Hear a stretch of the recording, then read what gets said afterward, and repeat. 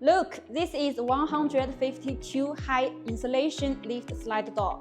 It's made of a newly upgraded 60666 T66 aluminum profile with thickness of 2.2 mm.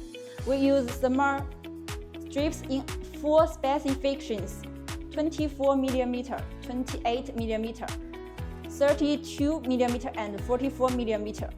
The insulation cavity is filled with sound and heat insulating cotton.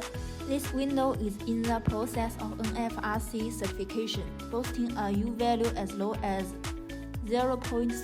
It ensures outstanding quality and energy savings. We also hold AAMA 3 performance certification with a level up to CWPG 50A3 level. We have glass notches in 2 sizes, 33 mm and 42 mm. You can get the glass customized based on your needs.